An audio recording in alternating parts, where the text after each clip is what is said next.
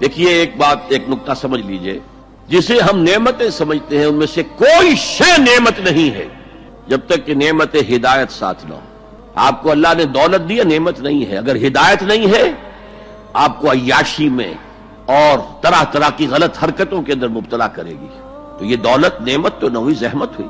اگر اللہ نے آپ کو صحت دی ہے اور ہدایت نہیں دی ہے، آپ غلط کاموں میں اپنی اس جسمانی قوت اور صلاحیت کو صرف کریں گے۔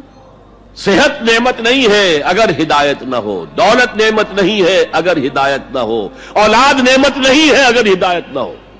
اس کے لیے تو مسئول ہو جائیں گے آپ اللہ کے ہاں۔ آپ نے اپنی اولاد کو کیا تربیت دی تھی؟ نعمت ہدایت، ہدایت ہے وہ شے، اس کے ساتھ جڑ کر جو چیز آئے وہ نعمت ہے، اس کے بغیر کوئی نعمت نہیں۔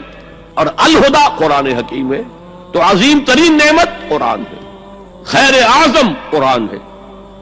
وَمَن يَعْتَصِم بِاللَّهِ فَقَدْ هُدِيَ إِلَىٰ صِرَاطٍ مُسْتَقِيمٍ، اور اللہ کے ساتھ جڑ جانے کا ذریعہ قرآن کے ساتھ جڑ جانا۔